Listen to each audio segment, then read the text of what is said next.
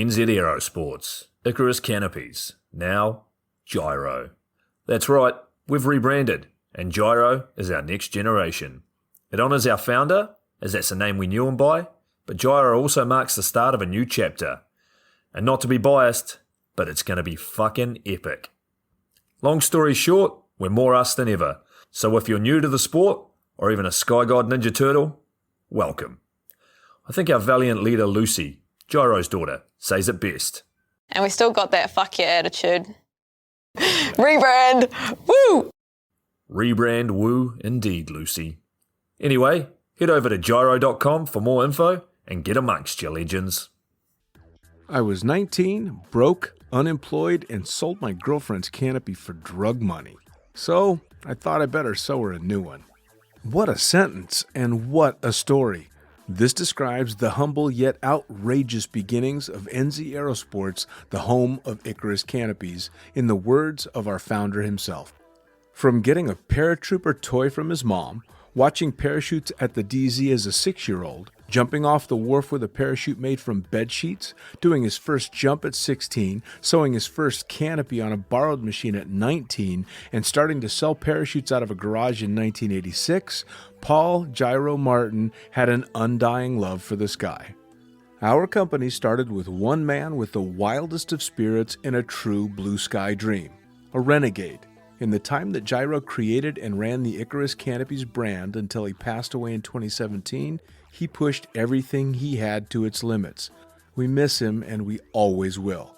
Gyro is the next generation of NZ Aerosports. It honors our founder, of course, because it was the name we all knew him by, but Gyro the rebrand also marks the start of a new chapter, our next jump. Gyro is the space between sound and silence, art and science, chaos and calm. Gyro is a state of epic tranquility that transcends understanding. That moment, in the door, in free fall, mid-swoop, where nothing but the present exists. A perfect balance of euphoria and thrill. Gyro captures our passion for flying and our commitment to designing break-the-fucking-rules canopies that deliver pilots pure, wild flight. Hey gang, so I got a new book out. It's called The Upside of Fear, and it's exactly what you think it's about. It's about the good side of, well, getting scared. In it, we talk not only about the science and biology behind fear, but the psychology as well. And it's not just coming from me, it's coming from some of the best in the sport. Omar Alhigelan, Jeff Provenzano, Maxine Tate, and so many more have contributed their sometimes terrifying stories to the book to help you overcome your fear. So head to the lunaticfringepodcast.com. You're going to find the link to the book there, as well as the other books. It's available in ebook, paperback, hardback, and audiobook right now. Coming straight from the cockpit, it's another episode of Lunatic Fringe with the fucking pilot.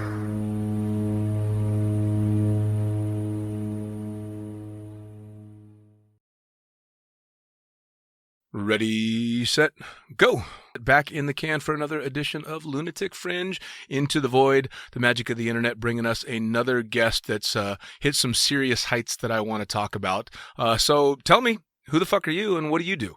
Hey, Dean. My name is Tom Noonan, and I am the UPT Tandem Program Director. That's my day job. I've been working for Bill Booth and Mark Prokos here at UPT for the last 7 years or so, managing the Sigma Tandem Training Program. We have probably 250 examiners that are stationed all around the world that train thousands of instructors around the world. And my job is basically to keep curriculum updates current, to provide educational resources, training updates, and things like that. And been in the sport now just over 20 years. I just celebrated my 20-year skydiving anniversary this past Sunday on July 28th. And it's been a really enjoyable last couple of days reflecting on the journey over the last 20 years, all this, the amazing things I've had the opportunity to experience and to do. I can imagine. And so that's my day job. That's probably, if someone were to recognize my name or knew who I was, that's probably where it would stem from originally. Just tandem skydiving has been my passion for the last 13 years.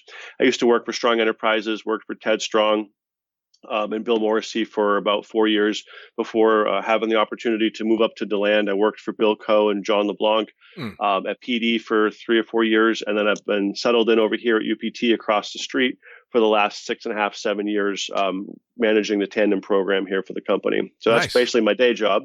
And when I'm not doing that, I have a couple of side projects. I've been involved with the Everest Skydive program since its first inception in 2008.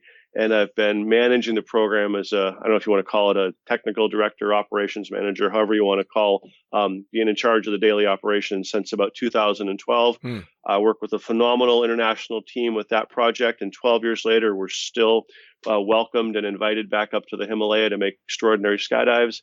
And then other than that, I have another project I'm working on with one of my best friends, teammates, Paul Henry Debar from France. He and I have a company project called Skydive Earth, where we are taking people all around the world to all 7 continents to make extraordinary skydives with us. Wow. So that's me in 3 minutes or less. So what you're saying is you got a lot of free time on your hands. I do. Well, actually, Melanie Curtis, I read something recently that she posted online about the idea of following your passions. The general philosophy is that if you do something you love, you'll never work a day in your life. Sure. But her post, and what I absolutely related to, is that when you find something you're passionate about, your workload actually doubles. It doesn't feel like work, but my typical work week is 50, 60 hours a week between all the different projects, trying to manage the things that I love doing. And it's all a labor of love. I would have to say right from the beginning that the company I work for, United Parachute Technologies, and especially Bill himself, they support all these extraordinary adventures, all these extraordinary goals. I can work from anywhere around the world as long as I have a laptop in front of me, so I don't have to be sitting in an office space in DeLand, Florida to get my job done. So that latitude has really allowed me to make the world a little smaller. Sure. And whenever possible, and probably half the trips I go on, Bill joins me, which is even more incredible because he's basically, I call him and tell him, I said, you're the Indiana Jones of skydiving. You've done all the things Indiana Jones did just with a parachute. And all I'm doing, and he's turned around and told me that I've basically picked up his mantle and I'm following in his footsteps by taking skydiving further and further off the map through tandem jumping and through the projects that we're working on. Which, coming from somebody like Bill, I mean, do you get higher praise? I have to pinch myself sometimes. You learn about them as a sport jumper. Sure. You learn about the three ring and the throw out pilot chute and all the evolutions of the equipment that we have today as a result of all of his science, his mad scientist genius that he came up with over the years. And then to become friends with him and realize he's on top of that, just an extraordinary person to hang out with. Kind, great stories, always fun to be around. And to have him on my cell phone, you see a text message come up from Bill Booth. You just kind of shake and you go, wow, he's not just my boss. He's actually my friend. Right. And that's really cool to put it in that context as someone who first met him as the inventor. It'd be like a pilot meeting one of the Wright brothers, Sure. like he's the person that conceived of the things that allow you to do what you do. And thankfully in our generation, they're still here. The Wright brothers are gone, but we still have a lot of the original founding members of skydiving's extraordinary equipment evolution, and to be able to call them friend and hang out with them, yeah, that's pretty awesome. Yeah, I mean, there's not that many sports around where you don't just have the opportunity to meet your heroes, but go do the same shit that they're heroic for. Because Yes. you can still go out and make a skydive with Bill. When I started skydiving, I had the opportunity to jump with Lou Sanborn. I mean, fucking D1 for Christ's sakes. Yeah, amazing. It's absolutely incredible, and to find out that he still jumps is just epic. I've never had the privilege to meet Bill myself, although when I was jumping at Skydive Cross Keys, we had a couple of reps that were selling the then new Microns. So of course everybody had to have a Micron, and everybody was trying to get their deal here and there. And I ended up making a poster for him because I was playing around with Photoshop a lot, and I called it Lord of the Three Rings. I took the picture of Lord of the Rings and superimposed him and a bunch of skydivers all over it just to see if I could get a deal on his gear. So, yeah, Bill has been quite famous. You'll be happy to know world. we actually have Lord of the Three Rings hanging up in the factory office. Are you serious? Yep. It's still I will there. take a picture of that for you, and I will send that to you when we get done. I will go back over to the factory. I'll snap a photo of it, and I'll text it to you. Oh, holy crap. You have to, man. I made that back in Okay. 2004. Yep. Oh, that's fantastic. I had so much Yep. fun doing that. Oh man, that's that. Yeah, I got to see a picture of that. It's literally been since 2004 that I've seen that thing. That's So cool. everyone that walked into the office, in the front office, right behind the front desk, that's where it sat for years. And unfortunately, I think I'm responsible for it having been moved because I just brought Bill down to Antarctica with me, where we jumped onto Union Glacier. Mm. And now that Antarctica photo of him over Union Glacier, that's now taken center stage. So I think that the Lord of the Three Rings might have been moved about 5 feet to the left, only because of Antarctica. But other than that, that was the keynote piece behind the front desk for years. I think I'm okay with it being moved for a shot of Bill over Antarctica. I think I'm all right with that. Yeah. But I'll send you pictures of both so you can see where they are. Oh, that's fantastic, man. Still, That is super still has cool. a place of honor. Yep. Oh, Still that's a place of cool. honor in the back. Yeah, it was actually a jumper you may or may not know from the old Cross Keys days named Kim Worthington. Yes. She was the rep at the time, and so I did all of that through her. And she had gotten a bunch of deals for a guy by the name of Steven Jackson, who I'm sure you know, and she got a rig for Rob Stanley, and so she was pushing it on all of us Cross Keys loyalists at the time. And that's how that poster came about. Well, 6 degrees to Kevin Bacon. Kim Worthington actually did my tunnel training prior to my AFF evaluation jumps. I was going through AFF with Skydive University and Rob Laidlaw, and I wanted to really get challenged in the tunnel before we went up and did the evaluation jumps. And I spent a half an hour with Kim in the tunnel, and absolutely one of the most extraordinary tunnel flyers I'd ever seen or worked with. And I credit her for not just the training that I needed, but also the confidence level. When we walked out of the tunnel, she just looked at me and she said, "You got this." And I went up to my evaluation jumps a couple of days later, so confident having spent that time with her. So that's a wonderful trip down memory lane for me. Thank you. How cool is that, man? Yeah, Kim and I were good friends and part of the pack that ran across Keys from late 03 to 06, and it was some craziness. Real fun, good times I almost remember. I actually managed Cross Keys for one season. It would have been the 2010 season, end of 09 into 2010. Cruzy, the whole crew up there, Rob, everybody. Yep, I spent a season, and I go back there every couple of years to visit. It's such a great part of my life and my skydiving experience, all the great memories, the ones that I can remember from that part of my skydiving career, as you said. Right, yeah, a lot of the Cross Keys days are blurry, but they're blurry in a very pleasant way. Yes, and it's nothing but respect and admiration. But yes, oh yeah, nothing but, and I'm still surprised that we all survived it all. But yeah, it was quite the ride back then for sure. Now, speaking of, you've been in it 20 years now. You just hit your anniversary. When was the first jump? When and where was the first jump? How'd you get into it? So I made my first jump July 28th, 1998, and it was at a drop zone called Skydive Pepperell. It was about an hour north of Boston. Okay. I was working for a bank at the time, as a lot of people that don't have career paths in place. I didn't know what I wanted to do with my life, so I went to work for the local bank, State Street Bank. That's where most of us went in Boston when we didn't know what we wanted to do with our lives. And I remember seeing a commercial. It was Reebok pumps. And Patrick DeGarion was in the door of a Twin Otter. He had a white jumpsuit on, white skyboard, and he leaned down and he pumped up his Reeboks, and then out he went and did this absolutely insane sky surf routine. And then he came in and he swooped in his landing and he dropped the board as you do. He released the board as he surfed it and landed it. And then he walked off with his Reebok pumps. I never bought the Reeboks, but the commercial just stuck with me like, holy shit, I can't even believe something like that is possible. Now, I regret in my travels, I never got a chance to meet Patrick, but if I had, I would have been able to thank him because he was the reason I wanted to try skydiving.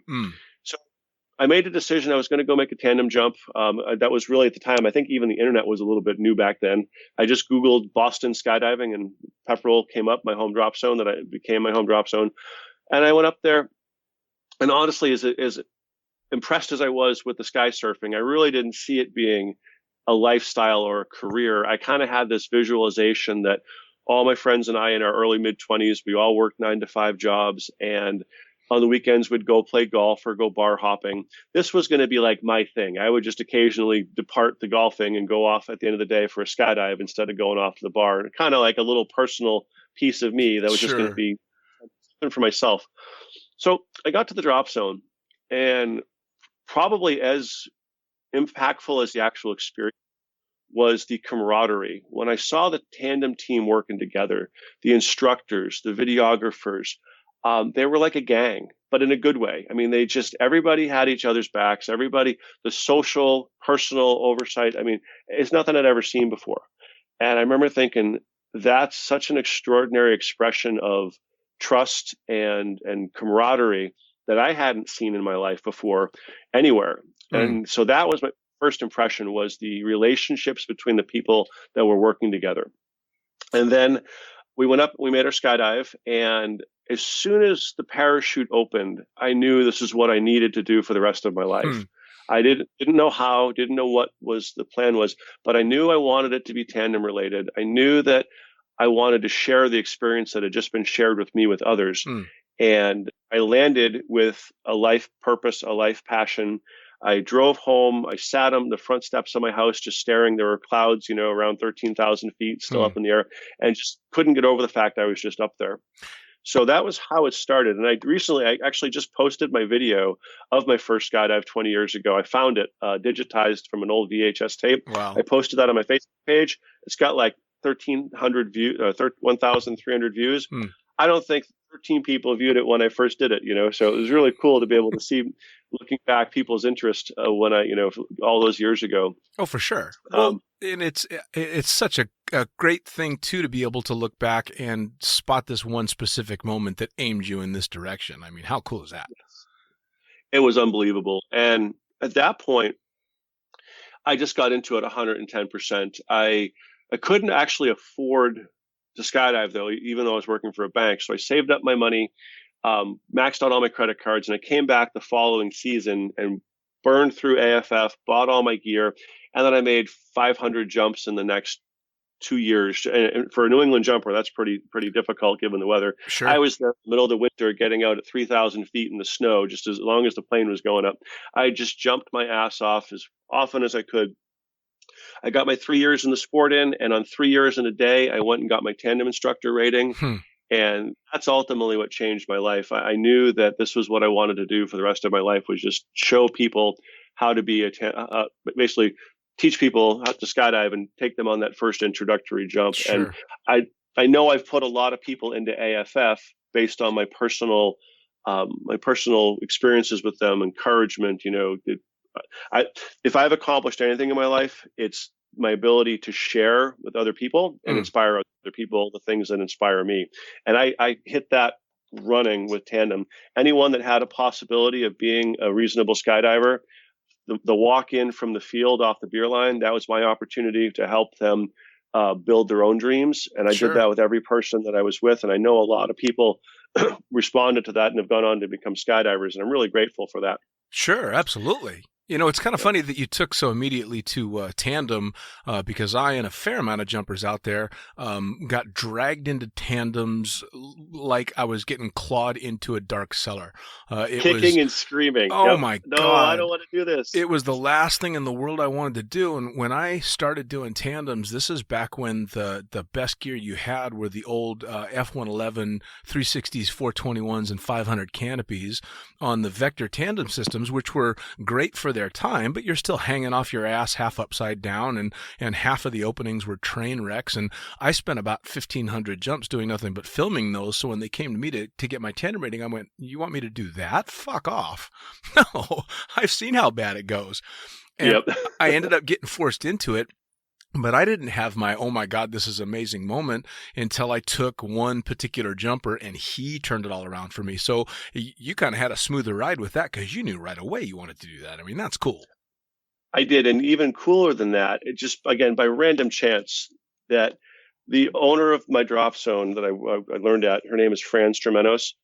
Fran worked for Ted Strong back in the 1970s in Boston, when Strong Enterprises was first up in Boston before they moved to Orlando.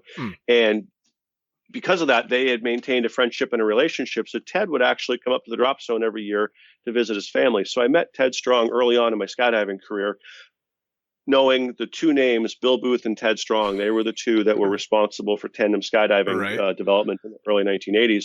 So I had the opportunity to meet him and speak to him a couple of times. We're both from Boston, both, I think, Irish Catholics, both have good relationships with our families. We had a lot in common between the two of us. And I learned about Ted's history, how he had seen a skydiving article in Sports Illustrated about a gentleman named Jack Estelle and D2. And he wrote him a letter and said he wanted to learn how to skydive. And Jacques invited him to the Massachusetts Sports Parachute Club out in Orange, Massachusetts, where Jacques was stationed. I think it was the Harvard Skydiving Club or something like that. Wow. And so Ted went out and met them. And it was towards the end of the season. And as they all finished the season and were leaving, they handed Ted the wind meter, the anemometer, whatever you call it. Sure. And he became put in charge of the club. So I learned, this is back in the 60s, so I'm learning all these great stories from Ted and about Ted. And then he invited me down to Florida to become a tandem examiner over the years as I became a better instructor and more experienced. And we just became friends, and he invited me down to become a tandem examiner. And when I came down there, he offered me the job of running his tandem program right off the bat from day one being an examiner. Wow. And I said, Ted, I don't know if I can do this for you. I'm just learning how to teach tandem instruction, and now you want me to run your tandem program for you. Right. And he said, teaching it's the easy part, just having the right disposition, the right personality, being able to do the right things for the right reasons. That's really what matters. And I'll never forget him saying to me two very specific things that I still keep with me today. The first one was when I first met him and I became an instructor.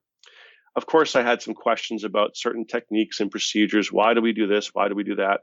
And he was very open and honest with me. He said, I'm going to ask you to do things as a tandem instructor. Some of them you're going to understand and agree with, and some of them you're not. And all I want you to remember is this. I have more experience than you do in this, for one, that I know more than you. And anything I ask of you is only because I have your safety and the safety of your passengers as my most important goal. That's why I ask you to do everything. So even if you don't understand something I'm asking you to do, trust me. Trust me, I have your safety and the safety of your passenger in mind when I ask you to do that. Sure. So that's always stayed with me. And the other one, when he offered me the job, I actually turned him down, and I declined the opportunity to become his tandem program director because he couldn't afford me. I said, Ted, my life's not really fulfilling in terms of my job, but I make a lot of money. And I know what the skydiving industry pays, and especially what you're offering me, and it's nowhere near what I was making. So his return pitch was, what would you pay? What would you be willing to pay if you could have a life where every day was the best day of your life, where Monday mornings felt like Friday afternoons, where Tuesday afternoons felt like Saturday mornings? Every day of your life, you woke up, you loved what you did, and you had a job that you traveled the world, made friends, had great adventures. What would that be willing to you in terms of cost? And I said, well, you can't put a price tag on something like that.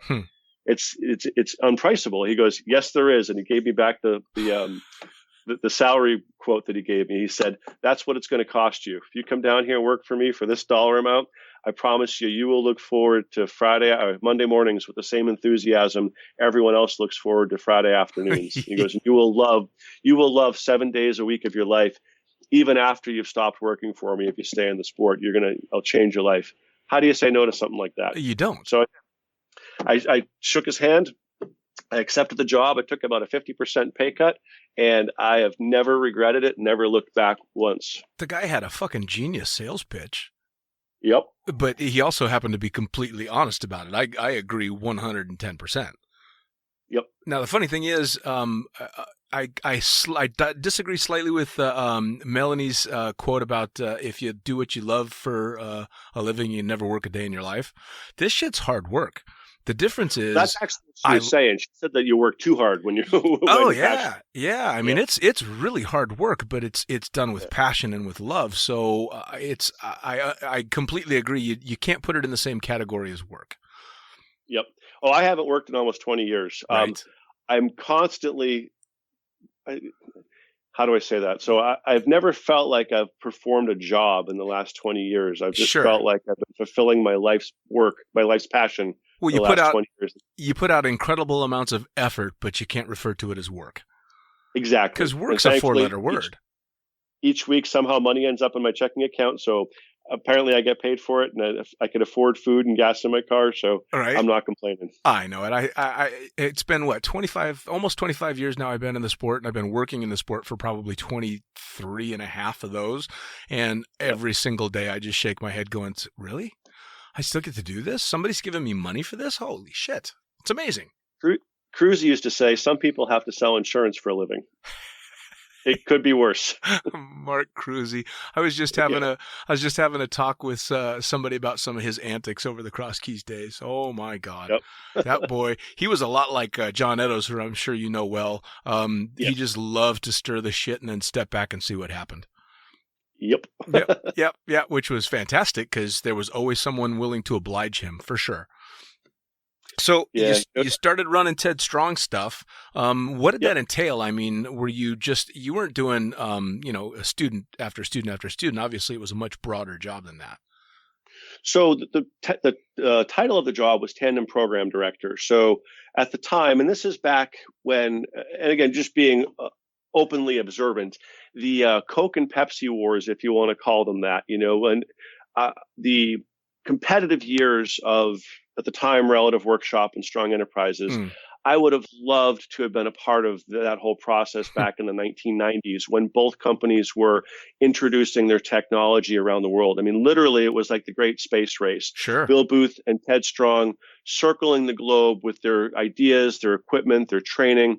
And in some cases, it was, for example, as the story goes, Ted landed on the South Island of New Zealand at about the same time Bill landed on the North Island of New Zealand. So for a long period of time in the 1990s, it was predominantly strong gear in New Zealand and vector gear in the North Island. So right.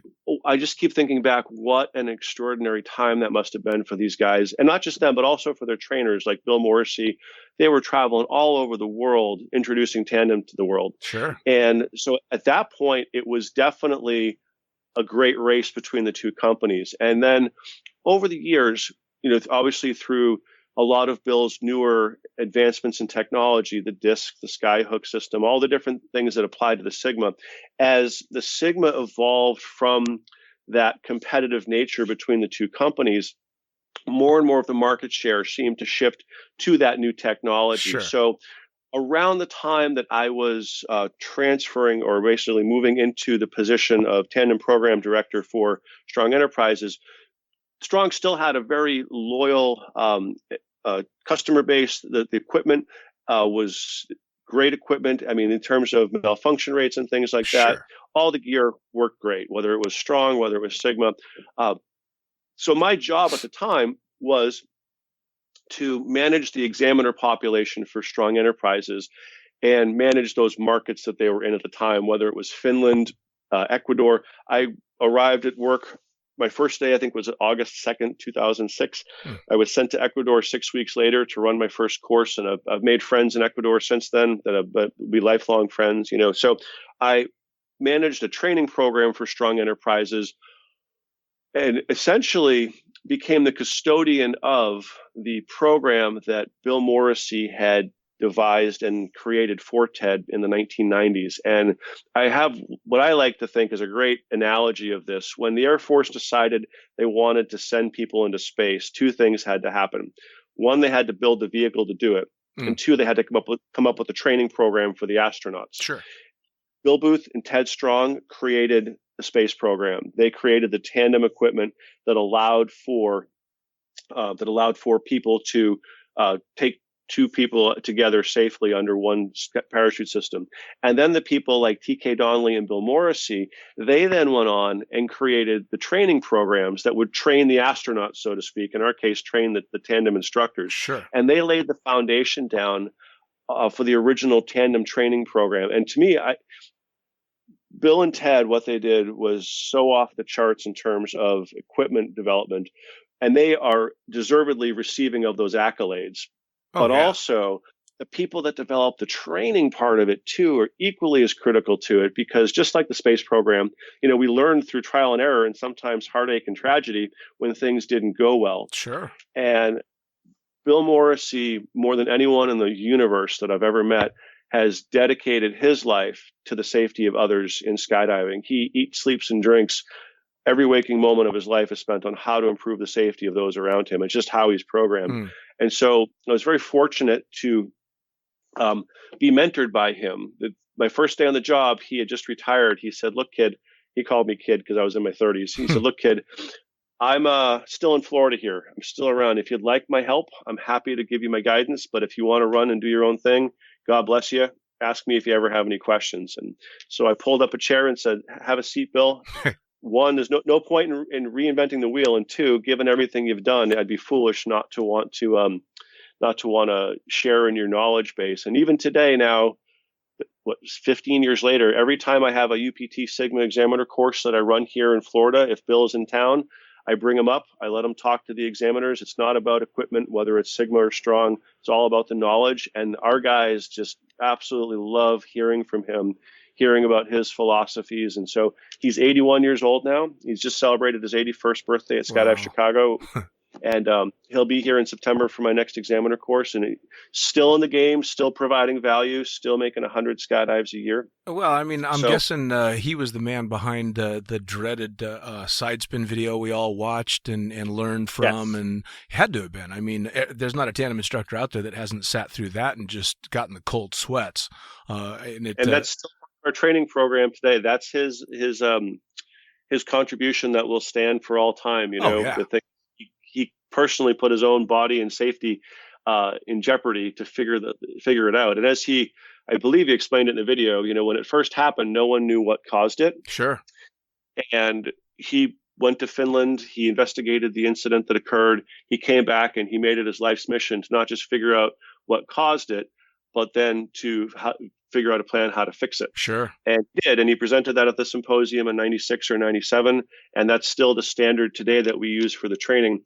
And also to give TK Donnelly credit where credit is due as well, as another founding member of this, TK's philosophy was also equally as critical. He said, let's also figure out how to prevent it. Sure. Let's understand the dynamics of the exits, understand the dynamics of how we enter the airflow. So two of them together really changed the dynamic of how we taught tandem training. And then I was given the privilege to become the custodian of that knowledge for Strong Enterprises and continue to share that knowledge into the next generation of instructors and examiners that we trained. Which is epic. And of course, both sides of that coin are hugely important. Fixing it if it happens, because, I mean, we all know shit happens, even to the best tandem instructors. And obviously prevention is the big thing. That's the thing I always taught my AFS students, was the best way to fix a malfunction is to do a gear check and fix it on the ground. Same basic mentality. Fix the problem before it happens by doing these things. But obviously they were, on unproven ground and had to do this, literally from the ground up. And holy shit. Yep. It's no small feat because so much of it goes into it. I mean, anybody that's ever seen the old tandem malfunction tree with the old vectors, holy shit. Wasn't there, and I may be talking out of my ass, but wasn't one of the branches on that tree, didn't it just dead end? Yep. At that point, you pulled all your handles, just look to the horizon. Yeah. No, I'm kidding. We have a solution for everything. And actually, the two key points here are, one, Bill Booth likes to make a joke today that his malfunction tree was one page, that he built the Sigma, gave me the reins of the program, and now we have a 3-page malfunction tree. And it's not that I created 2 more pages of malfunctions. It's just that as we made more complex equipment, the necessity of more complex procedures necessitated itself. And if anybody listening to this is a tandem instructor, this is something I tell everyone. Our standard procedures, including our minimum exit altitudes and minimum decision altitudes, in concert with all of our procedures, everything that can go wrong on a tandem jump, if you follow our standard procedures and our emergency procedure tree, there is enough time for 4 things to happen on every one of those scenarios. The first one is to take a breath and calm yourself. Yep. The second one is to assess the situation. The third one, determine the corrective action. And fourth, execute it. Most people are aware of the assess, determine, execute, but there is enough time, and it's a critical part of training, is enough time to calm yourself. The Portuguese Air Force has a term they call light a cigar. One of my examiners is a F-16 pilot. And he says, we're trained that in the event of any emergency, the first thing we do is light a cigar. And not literally, but figuratively. Sure. And that translates to take a breath. Oh, yeah. Collect yourself. You're in a critical situation. Take a moment and calm yourself before you act. Oh, yeah. It's funny because I've had the opportunity to train quite a few pilots on different aircraft for flying jump operations. And I'll always ask the question, what are you going to do if this emergency or that emergency comes up? And they'll, of course, go with the answer that they think is most relevant. And my response is no. The very first thing you're going to do is absolutely nothing. Don't do a thing. Think about it. Take a deep breath and then move on. So, yeah, I'm glad to hear I got that right. Yes, absolutely.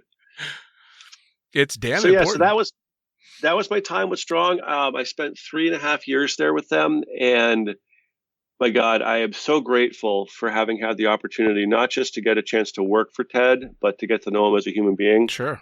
Even today, that expression, "What would Jesus do?" My deviation of that is, "What would Ted do?" WWTD. Right. And anytime I'm presented with any kind of tandem skydiving decision-making process, and I'm not sure of the outcome or what my path might be, I always think and put it in the context of how would Ted have handled this? How would he have viewed this, approached it dispassionately, professionally, thinking about both sides, and not acting quickly or brashly. And that's really served me well over the years. Sure. To be able to have learned from him as a human being, truly one of the most extraordinary human beings I've ever met in my life. And to have had that opportunity to spend so much time with him. We worked together on a day-to-day basis for 3.5 years, and I didn't know how good I had it until the economy crashed. Right. Back that The Big Short, all those movies about the economy tanking. Oh yeah. I knew that when all that happened that my job was redundant at the factory, because Ted could do the same thing I was doing. He had been doing it for 30 years. Sure. So I ended up getting downsized. I want to say like August or September of 2009, when the market crashed. They just couldn't afford to have 2 tandem program directors at the company, Ted and myself. Sure. So I went to New Zealand for the season, went down to End Zone in Queenstown, Okay. which was one of our companies that we worked with. And there's some of the most extraordinary skydiving talent on the planet in New Zealand down there. Oh, They're yeah. just all they do all day, every day is skydive. Yep. And they're just so talented, so confident, competent. It was just such a great experience. I did 800 tandems in about 4 months. Yeah, it's a machine. And yeah, I was waking up, rolling out of bed. My right arm would go up like I was throwing a drogue. I'd be ordering dinner. I'd be throwing the drogue. I mean, it just you just get so into a rhythm. I did 27 tandems one day. It was for cross keys, that turned out to be an average Saturday. But Sure. at the time for me, that was a huge amount of tandems to do. Oh yeah. So I had made some great lifelong friends in New Zealand down there. Really got to be the full-time tandem instructor again that I wanted to be. And then Cruzy contacted me and said, "Hey, would you like to come up to Cross Keys next season?" He had talked to John, and John and Mark had invited me up there to come manage the drop zone for the summer. And one of the things that I love about them, you mentioned John and the philosophies. We were going to meet John somewhere for a meeting or an interview or something, and there was a piece of trash on the ground. So as we were walking by, I just picked it up and put it in the trash barrel. And unbeknownst to me, that was actually a test. Just to see if you have the observation and the care of the surroundings on the drop zone. Do you have that willingness to reach down, pick up a piece of trash, and put it in the trash barrel, or are you Sure. just going to walk by it and leave it for somebody else? Sure. I mean, these guys were brilliant beyond their years when it came to that stuff. Yeah, I've got my own slightly entertaining Edo story about how I got hired there. I actually was in Vegas working for a guy by the name of Eddie Carroll, Yep. and Oh, Eddie, yep. yeah, so I had left Eddie, and Eddie and I weren't on the best of terms at the time. As a matter of fact, he couldn't stand me. And Edo's actually gave him a call and asked him about me because I had put in a call to Cross Keys trying to get out there, and so Edo's decided to call him and find out who I was, and Eddie Carroll didn't have a whole lot of nice things to say about me. And at the end of the phone conversation, John went, "Okay, great, I'm going to hire him." Figured Awesome. if anybody Eddie didn't like, he was happy hiring. So he hired me on the spot simply because somebody else talked shit about me. That's awesome. Yeah. Brilliant. So your summer in Cross Keys, man, that must have been quite the gear change from New Zealand. It was, in one capacity, it was actually quite similar in that everybody was there to do their job. I loved the team mentality. Everybody not just relied on each other at Cross Keys, but they held everybody to the same high standard. If you slacked, you were called out on it. You guys were a team. We would do 55 King Air loads in a day. Just the plane would start 6:30, 7 o'clock in the morning, and it wouldn't shut down until 7 p.m. And Yep. if you weren't hustling back in off the field, you'd get your ass chewed out. If you didn't have your rig laid down quickly for the Packers because they needed to get those rigs ready for the next jump, you get your ass chewed out. And I really enjoyed and thrived working in that environment with those guys. Sure. And girls too. And that team, that environment of we're all accountable to each other, and the weak link slows it down for everybody. Oh yeah, and in my Cross Keys time, it was that as well because it was just as insanely busy. We were running a Sky van and a Twin Otter at the time, and of course it was turn and burn all day long. But and I'm sure it was the same for you. When the drop zones finished, everybody stuck around. It was more of a commune than a drop zone. It was very much 24 hours a day, 7 days a week until the snow started falling. Yep. Which was amazing. I mean, I'll never be able to repeat those times. I don't think I could physically handle it again between the jumping and everything else. But what an amazing place. I mean, it was just incredible. I'm grateful I had the experience. I couldn't keep up with that pace now at 45. No. And there are guys that do like Range Luda is still a tandem machine after all these monster. years. He's a monster. Yep. It's not even all human. It's unreal how he's over 30,000 skydives now, and every one of them, he's still just as crisp and clean and precise as he was 10 years ago. It's amazing. Oh yeah. He was jump for jump with us in 03, 04, 05, just going balls out, and not considered a young skydiver then, and he's still going just as hardcore.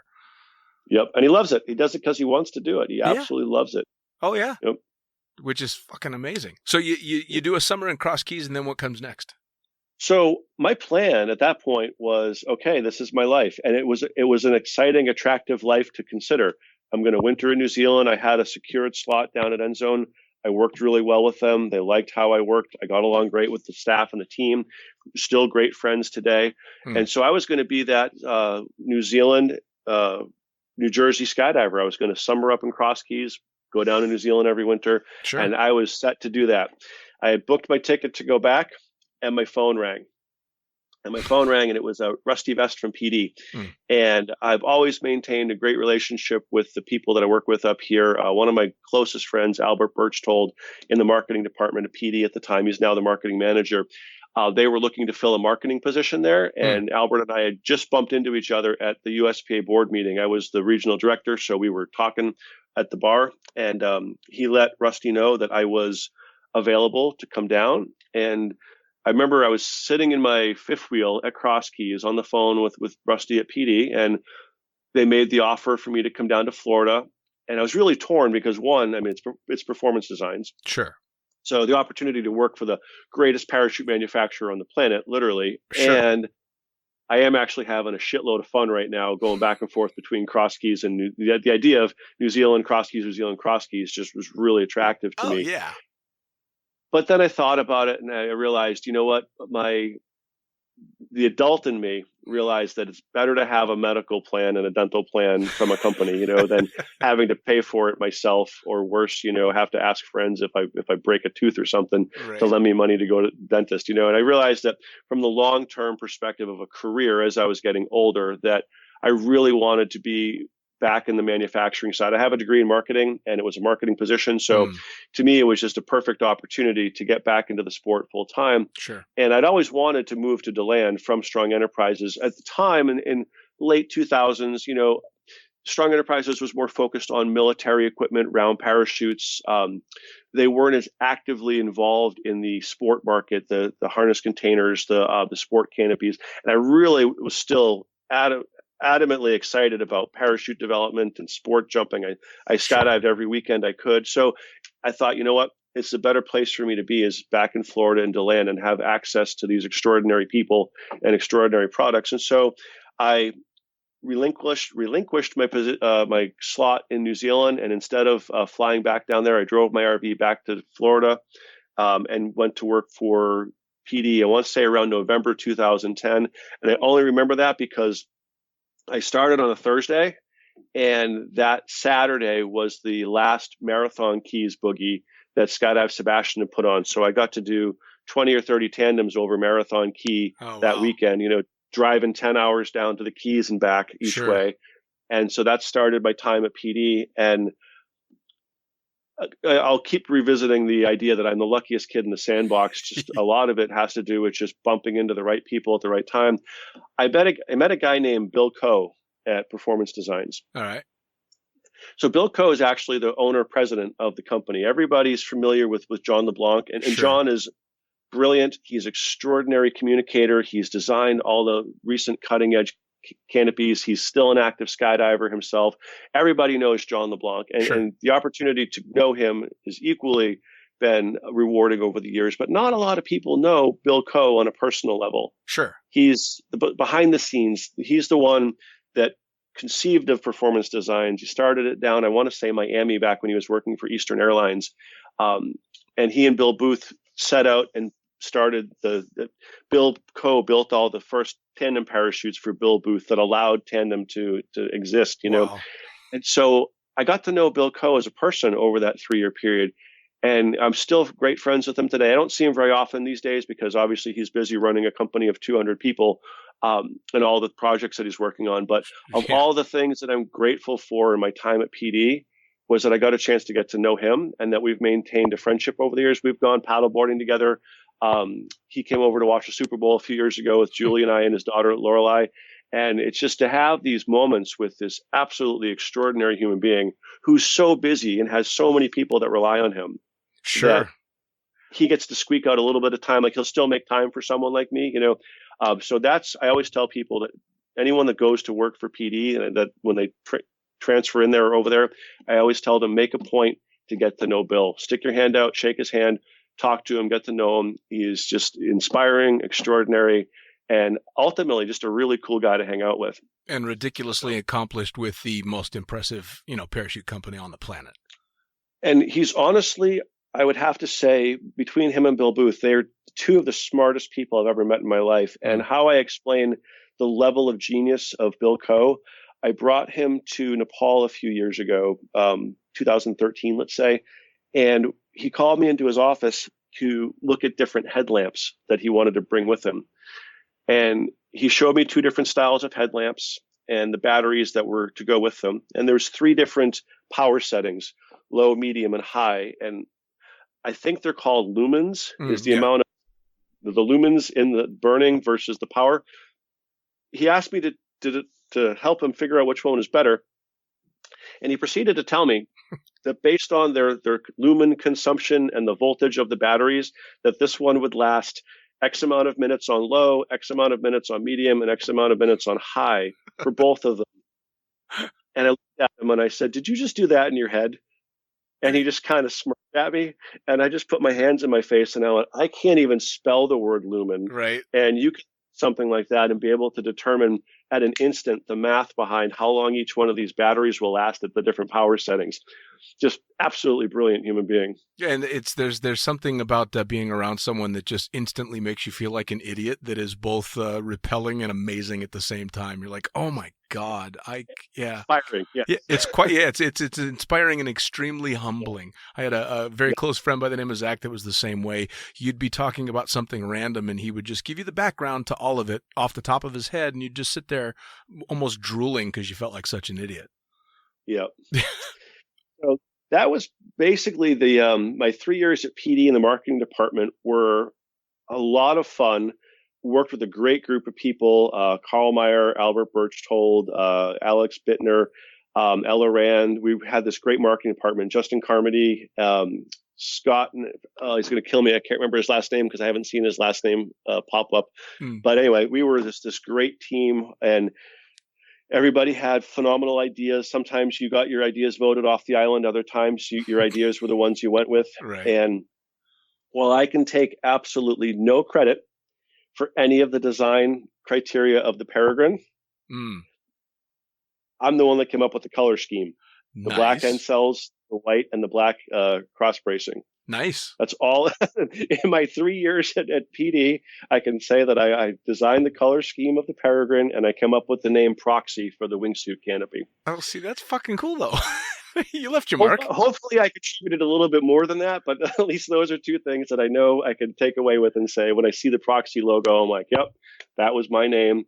And the reason for the color scheme was that I thought that it would be cool that if we ended up going on with like different iterations, like a Mach 2, Mach 3 version of them, that you could change the outer cells to blue or orange or red or whatever it was. And just by looking up at the canopy, you would know what version you might be jumping. Oh, that's pretty cool.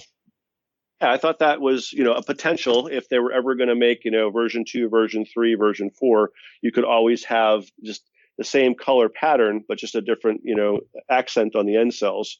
And that would tell them what they were looking at from the ground. I thought that was pretty smart. No, that really is. Absolutely. I'll tell you what. Well, so you did PD and then you ended up with Uncle Bill.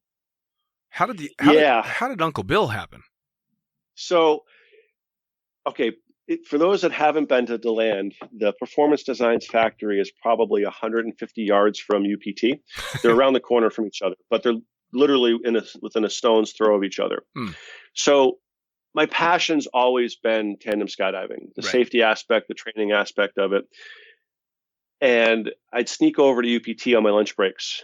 I knew they didn't have, there was a vacuum of that person at UPT at the time. I'd had a really good relationship with Mark Prokos at the time. I had come over at one point and said, look, USPA does AFF standardization meetings every 2 years. We should really do that for UPT. We're now 70-80% of the global market. Sure. We should get ahead of this before it becomes a problem. The standardizing of what we do. So Mark and I worked together on a bi-coastal standardization meeting, one in DeLand during the Skydive Expo and one at Skydive Paris out in California for the West Coast. And that was probably 2011 or 12 while I was working for PD in the marketing department. And so I would eat up my vacation time, was happy to do. And I'd go off with Mark or for Mark and do these seminars for the company. And the more I got involved, the more I realized I wanted to be over there. And at the same time, I think that the busier the company got, it just mushroomed in terms of a manufacturing process. Parachute manufacturers are no different than alarm clock manufacturers. You manufacture a widget, and it has a supply and demand. And as that demand goes up, your workforce has to increase, your material acquisition costs or acquisitions increase, and the workflow that drives from the top down, the general management of the company, it explodes when that happens. And as a company, before I went there, they were thriving in 2011, 12, 13, just blowing up with orders. And Mark, as the general manager, was also the tandem program director. And I think he realized that we needed a dedicated resource for this. And his role and responsibility as a general manager was such that he couldn't dedicate the necessary time for both. And there's a little pizza shop in DeLand called New York Pizza. Bill Morrissey is still one of my best friends. He and my girlfriend Julie and I, when he would come visit, we would go to this little Italian restaurant called New York Pizza, just off of New York Ave. And we're sitting down having dinner, and who walks in and sits down in the booth right behind us? It's Mark and Candy Prokos. Huh. Small town. Sure. So Mark turns over, taps me on the shoulder, and he says, "I need to hire you." And I looked at him and I went, "I need to work for you." Awesome. That works well, right? And so we, this was probably December of 2013, and we established a phenomenal, simple transition. End of 2013, my departure from PD was completed, and I started the first of the year 2014 at UPT, and I've been there ever since. Been managing the tandem program, and I think one of the greatest compliments I can give Mark as a manager, and this might sound odd, seeing as obviously I work for him, but it's true. The first thing he said to me is, he said, "Just do what you think you need to do. I've hired you to do your job. You don't have to run everything past me. You're an adult. You're mature. You know what needs to be done. So go do it." And he's always left me to do the job that he felt that I believe needed to be done. And as a manager, I've been micromanaged in my life, and I've been managed in this capacity. And I think that from this capacity, I think one of his greatest strengths as a leader is that he, in every capacity that I can see in our facility, our organization, he hires the best people in the world to do the job. Sure. And then he cuts them loose to do the job. Which is the way it should be. Yeah, absolutely. From our engineers to our rigging department, to our marketing department, to our tour, everything that we do. I mean, I literally work with the best people in the world, and I shake my head sometimes going, how did I land here? Sure. Do I fit into this? Am I at this level with these people? And I like to think that I am from time to time, but it really is amazing. We have the most talented rigging staff on the planet. Our engineers are just absolutely brilliant. And every day they come in energized to improve every process, every manufacturing thing we do. Our production manager, first one in the beginning of the day, last one to leave at the end of the day. And I get to be a part of that. That's pretty amazing. It's kind of funny too, because especially when you're in a good situation like you're in, I love being surrounded by people that are just incredible at their jobs. And I love knowing I'm not the best. I absolutely love it, because it means I've always got something to shoot for, and I've always got somebody that I can not necessarily look up to, but kind of take tips from and get a little bit of their edge. And it's just an amazing thing when you walk in every day going, all right, who's going to impress me today and show me up today? I think it's fantastic. And the best part is, like, I have to bring my A game here. Yeah. I can't dial it in. When I'm here, when I'm representing this company and representing our products and the people that I work with, I have to be the best version of me that I can be every single day. Because otherwise, just like the cross keys mentality, you take these work ethic lessons with you. I'm part of a bigger picture. And if I don't do my job to the level they expect me to do it, then they can't do their jobs to the level that they need to do it. Absolutely. Well, and especially when we're talking about a sport where this is life and death here. When you boil it down to its basics, it doesn't get more important than that. It really doesn't. And especially when it comes to something like tandems, it's not just the life or death of a skydiver. It's the life or death potentially of, Joe Blow off the street, and the ramifications that has. Someone that doesn't maybe fully understand the world that he's briefly stepping into, to make that tandem. The importance of that cannot be overstated. Not to mention, on the luckily very rare occasions that something goes wrong with a tandem, it's a big fucking deal. It's horrifying on a whole different level to all of us. So the safety of them more than anything else is paramount. It really is. Absolutely. And my general practitioner doctor will tell you that he's always telling me to relax and calm down and take, like, my prescription from my yearly checkup is to go take a vacation. He's always telling me, now my blood pressure's fine, but I live with a constant stress in my life, and I accept it, and I it's part of just who I am and what I do. But I take every instructor and every passenger's safety personally. Sure. Like, I am personally and passionately invested in the safety of everyone that I work with. And when there are accidents, it affects me personally. And especially knowing that we can prevent them, it's even harder to absorb. So I do carry a bit of a burden on my shoulders. My girlfriend refers to it sometimes as my Atlas complex, because I carry the weight. I tend to carry the weight of the tandem world on my shoulders, but it's how I'm programmed. It's in my DNA, and I learned it from the best, from Ted Strong, Bill Morrissey, TK Donnelly, Mark Prokos, and ultimately Bill Booth, here and now. Bill's advocacy of what I do is so extraordinary, to try to process the idea that the gentleman who's responsible for all of this has entrusted me with the future of that program. And every time he's in town, he visits my classes. I always bring him in to talk to the class.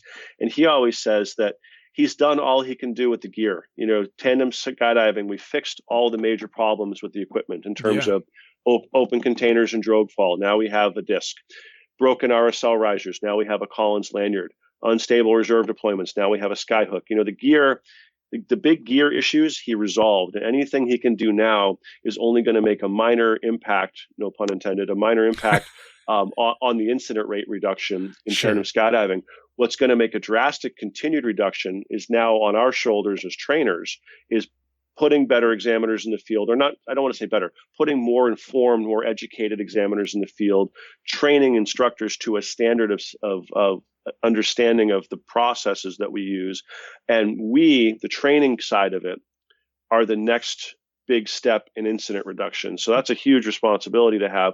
And he endorses it 100%. And we were up in Canada somewhere a few years ago, Trenton, Canada, giving presentations. And that's one of the things that I do, is I travel and I give safety seminars. Like, I'm going to be in Australia for a month, traveling all over the country, giving these educational programs that I've created on exit technique and drogue throwing and safety seminars. So imagine your boss, in my case, Bill Booth, sitting front and center as I'm standing up in front of 200 people to go over a safety seminar that I had just written. That's a pretty daunting task. He's my employer. He's my friend. He's still Bill Booth. Yeah. He's still the one that created all of this. And so, you take a deep breath, you put your best foot forward, you speak from the heart. And when it ended, he said it to me a few times since, but this was the first time he'd ever actually had a chance to see me work. He pulled me aside and he said, "I'm so happy that you work for me." He said, "You're the best in the world at what you do." And he prides himself on everybody here being the best in the world at what they do. That's why this company is so successful. Sure. And he said, "There's nobody in the world better than you doing what you're doing right now. And I'm so proud to have you on my team." I mean, I was holding back the tears, because here's my idol. I'm trying to keep it together because he's still my boss. But on the inside, the validation that I got from him, that he recognized the value of what I was providing his company and providing him as a person, helping to keep his instructors and his gear safe out there. Yeah, I'll remember that moment for the rest of my career, probably the rest of my life, because it really was everything coming full circle in what I had done in the sport. Well, and you damn well should. I mean, like you said, at the end of the day, they've pretty much gotten the gear down to it being as safe as it can possibly be without just something completely different, until gravity boots come along. It's all down to pretty much human factors. I mean, really, there's not too many times when it wasn't either, something along the lines of weather or just a human fuck up that, ends up being tragic. It's rarely ever the gear anymore. Exactly. And again, you're a pilot, so you can appreciate this more than most. The way we explain things is, and I use the aircraft context a lot, airplanes crash more often than not because pilots fly them into the ground. Yeah. It's a human error, a human failure at some point. If the plane crashes because it ran out of fuel, it might have, the fuel might be the root cause, but the pilot's failure to check that there was adequate fuel for the flight is the preceding component to that. And so when I train people today, I use the example that incidents and accidents are always the logical outcome of a series of illogical acts or decisions. Absolutely. And if we think about it beforehand, we can remove or correct most, if not all of them, to prevent that from happening. And I think it's the NTSB that has a philosophy that every aircraft accident is usually the result of 6 or 7 mistakes or bad decisions. Sure. And if you change even just one of them, the outcome becomes positive. Oh, yeah. It's no longer an accident. So that's what I just try to get people to think about as tandem instructors and as tandem trainers, that there's nothing new up there. We're doing the same thing over and over again. And what happens is we get bored, we get tired, we get brain drain, whatever it is, and our performance declines. And when we see these incidents, it's typically a failure of a human function that had been performed correctly before. And just in that one instance, for whatever the reason, was the failure to perform it correctly was the root cause of that incident that occurred. Yeah. Complacency is the biggest killer in aviation and, well, in almost anything anymore. I mean, as soon as you get complacent, more than likely, especially in skydiving, it's going to jump up and teach you a lesson. And sometimes those lessons are pretty harsh. So, yeah, I mean, that's the greatest philosophy in the world you could possibly have. Fix it before it breaks. Yep. So I'm going to jump ahead a little bit because I'm dying to ask you questions about Everest. You've been going to Nepal. You've been going to Nepal for a long time. Since 2008, yes. So Nepal has been, and I'm sure you've probably read the book. I think it was 1998 I read the book Into Thin Air. Yes. I knew that something was wrong inside my head as I was reading that book, because the worse the book got, the more I wanted to go see that mountain. I don't know why, but it's been on my bucket list forever. Now, I don't intend to try and go climb the damn thing because I don't have that much money, and hopefully I have enough common sense to know I'd be probably the 1 in 5 that didn't make it back down. But I'm going to be going this year to see that thing face to face. And I know you've not only been jumping over Everest, but you've done the hike to base camp. God, how many times now? I've been there 15 or 16 times. I've probably done the base camp trek 5 or 6. Wow. It's typically an extra week that adds to our program to go up and do that. Sure. And when my friends want to go, I will take them up there. But at this point, and I feel terrible saying it because it is such a privilege, that after having done that enough times, I look at it and go, you know what? Next time I'm just going to fly up there in a helicopter. Right. Well, it's an 8-minute helicopter ride versus an 8-day walk. Sure. Well, that's a lot like my mentality when I lived in Vegas was. After a few years, it was, all right, guys, here's the keys to my car. The strip is that way. Yep. So, and I want to talk about Skydive Everest as well, but the hike, is it as hard as everybody says? Negative. It's trekking as opposed to climbing. Right. And the things that we can do to make it easier on ourselves and harder on ourselves. There's no one specific body type, age, or health level that will dictate your ability to navigate the process. What it really comes down to is your ability to manage discomfort, because it is a little uncomfortable. Sure. We're in cold, damp places.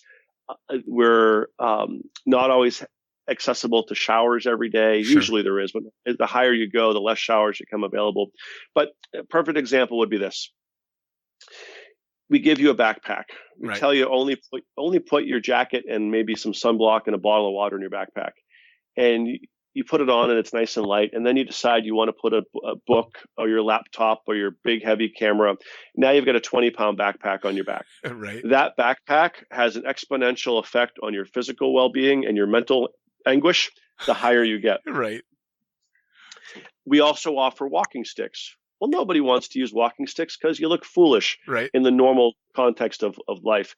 Sticks like that are for skiing, not for walking. Well, you know Right. what? On the hills, those same walking sticks take about half the pressure off your knees and your ankles. Sure. People with walking sticks tend to enjoy their treks more than people that try to tough it out.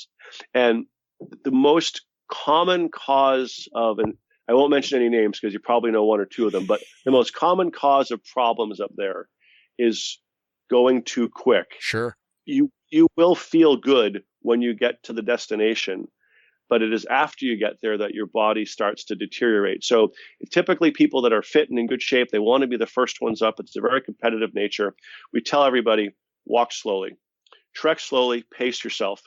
Yes, you could probably jog. Yes, you could probably fast walk, but take it slow because going from an 8,000-foot elevation to a 12,000-foot elevation in one day, that's a large gap of oxygen pressure differential. Yeah, it is. So we've had a couple of times, some of our mutual friends have rushed up the mountain and then they end up altitude sick the following morning because they felt great getting up there and they want to succeed. They want to be, I feel great. And it's kind of like this, I don't know, I don't even know how to describe it. This great race, if you will. Sure. Nobody wants to be the last one up the mountain. Sure. So what I do is I'm always the last one up the mountain.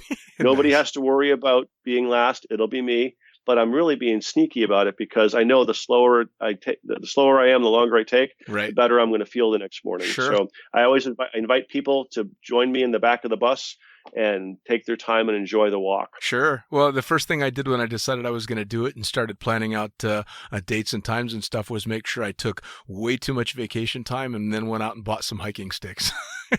Yep. Perfect. Yeah. No. I don't care if I'm the coolest cat walking up that hill. My only intention is to make it there. So I don't care how goofy I look. They can put me in a pink tutu if it'll get me up there. And what's interesting is everybody's body chemistry is different. I am certainly not a doctor, so don't take this as any medical advice, but no two people react the same way in terms of their hydration levels, their susceptibility to altitude sickness, the level of which they will get altitude sick. Everyone gets a little hypoxic. And you know this as a pilot. There's a mild level of hypoxia every jump run at 13,000 feet. Absolutely. And the longer you stay up there, if you're circling, if you're being held for traffic, the more hypoxic the people are going to become.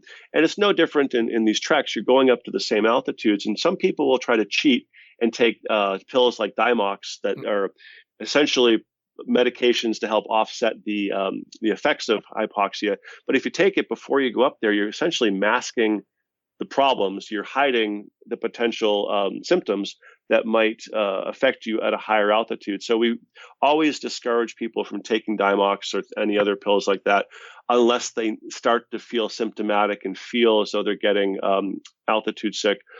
But no two bodies are the same. We don't stay up there long enough to generate new red blood cells. That's what the misconception. People think that your body builds more red blood cells as the higher you go, but it simply doesn't. It takes 2 to 3 months of living at those altitudes for your body to recognize it needs more oxygen sponges in the blood flow, and it starts to build more red blood cells. So the short-term effects of what happened is you get a bit of a hypoxic or hyperventilating effect. Your body starts breathing faster because it needs to pull in more oxygen, because there's the same percentages of oxygen. I want to say it's 28% oxygen, 71 nitrogen, and 1% trace gas. The same percentages, but less physical molecules to absorb or to inhale. So your body's working harder to breathe in more repetitions. And then the red blood cells that you do have go through a chemical composition change. If you think about the sponge that you wash your dishes with, that sponge can only absorb so much water. Right. Well, those red blood cell sponges can chemically alter themselves to take in more oxygen molecules per cell as that transition occurs. So the longer you're up there, the body realizes that your O2 levels are being sustained at that lower O2 availability, starts to change the composition of the red blood cells to be more absorbent. The combination of that more absorbing red blood cell collection plus the increase in breath rate tends to offset the difference between getting altitude sick or not. And then, of course, you need to lubricate everything by drinking lots of water. Sure. So that's kind of the philosophy and approach that we take with all of that. But still, 1 in 10 people, 1 in 20 people will wake up the next morning with a headache because you're living at 12,000 feet for 24 hours. Your body gets into a little bit of a shock state. It realizes that things haven't stabilized, and then it starts to basically retransition itself into that acclimatization phase. And then a day or so later, you start to feel better. Well, that's what everybody's told me that I know that have done the trek is if you wake up in the morning and you're not feeling it, stay right where you're at.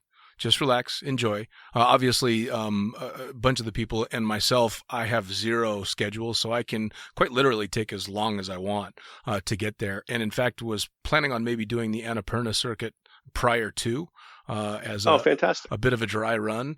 But Everest obviously is the goal. And I'd imagine, because you've been there as many times, from the ground, it's got to be just spectacular to be standing there right next to the Khumbu Ice Falls and looking up at the peak. I know you can't see much from base camp, but there is that side mountain that you can go up that you get an unobstructed view, right?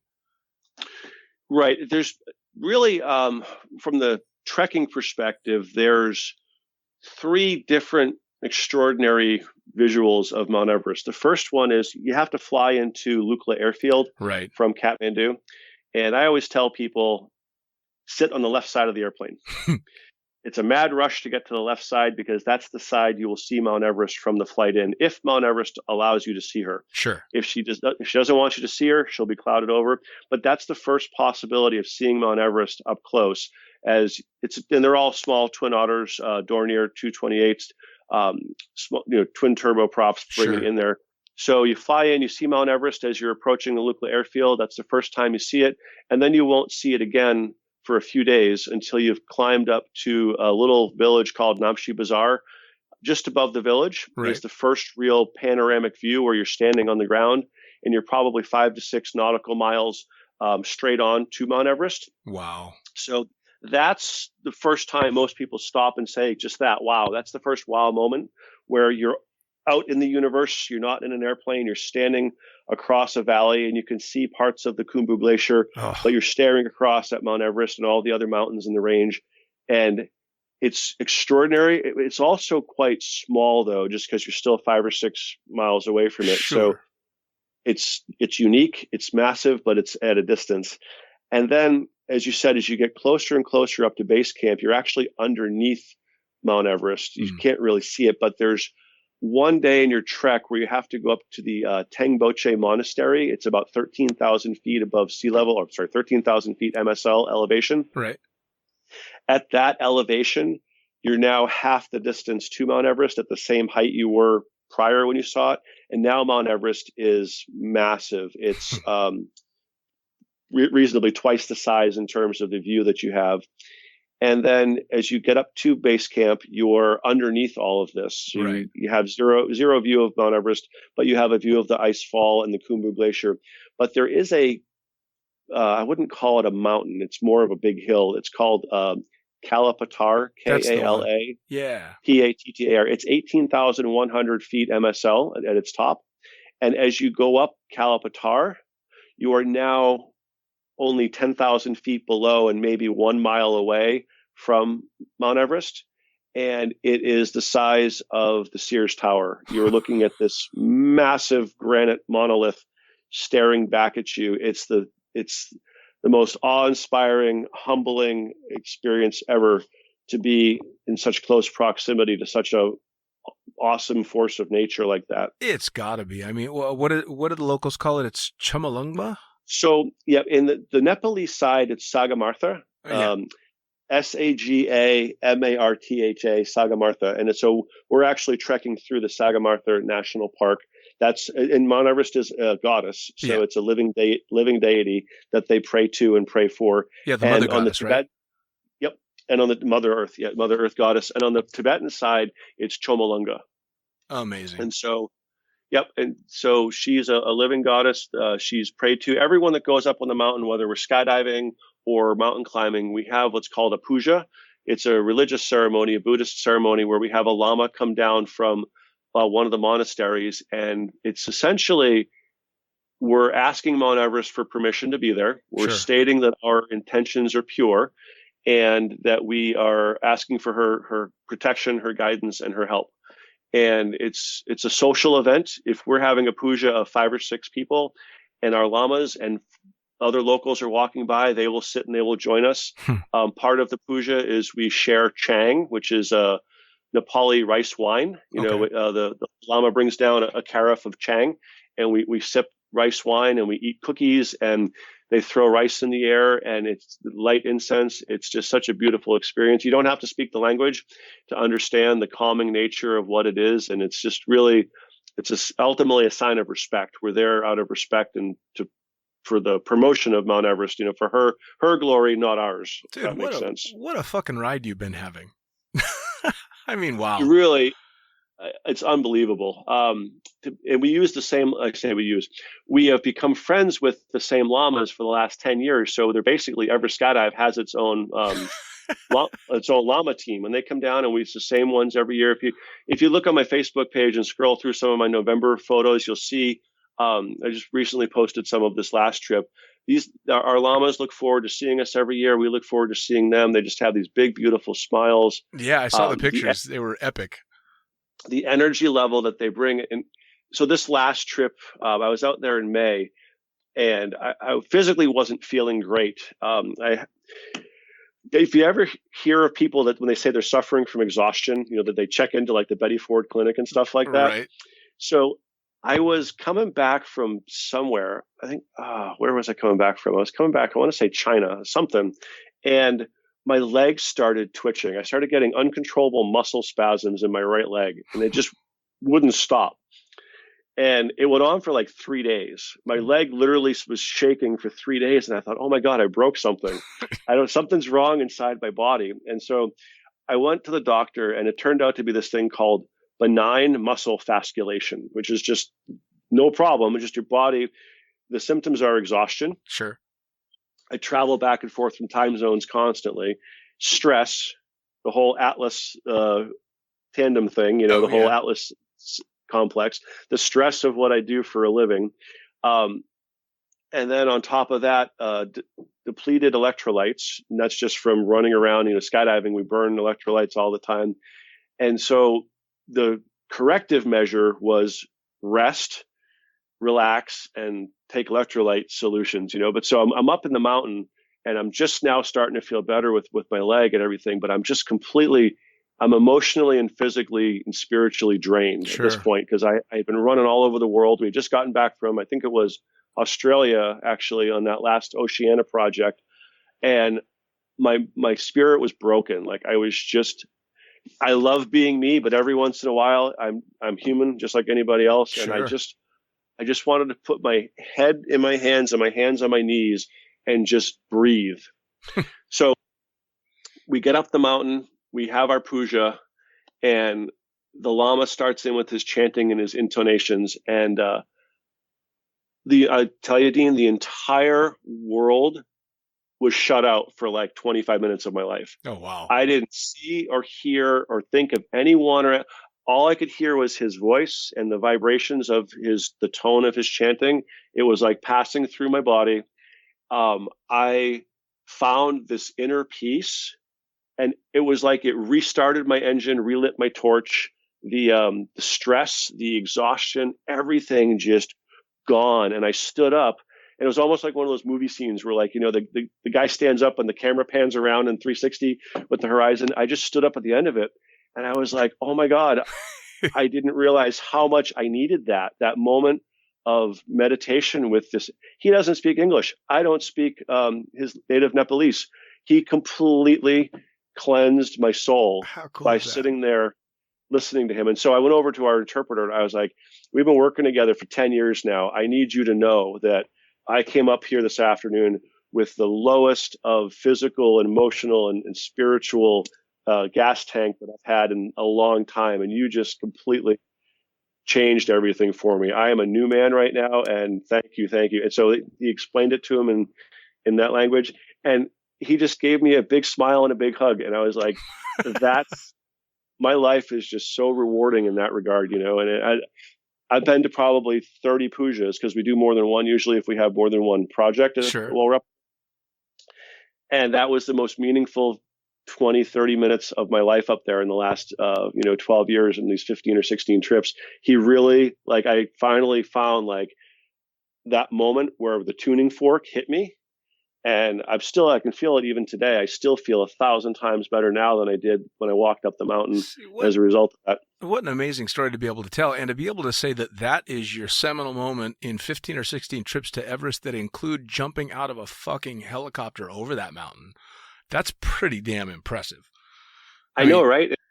You think about it, the skydiving stuff's pretty awesome. It really is. And I could go on for days talking about that. But the spiritual connection of the people and the region, it doesn't matter what religion you are, Catholic, Christian, Islam, Hindu, Buddhist, doesn't matter. When you're in that environment, I call it the Force, like Star Wars. The energy in that part of the world, I don't know if it's because there's so much rock and granite and electricity passing through the ether, the humanity of the people that live there. And truthfully, you can stand in front of these mountains and you can feel their energy, their presence, whether you want to believe it's a goddess or simply an electromagnetic field, whatever it is, scientifically speaking or spiritually speaking, you can feel you're in the presence of an energy force. Sure.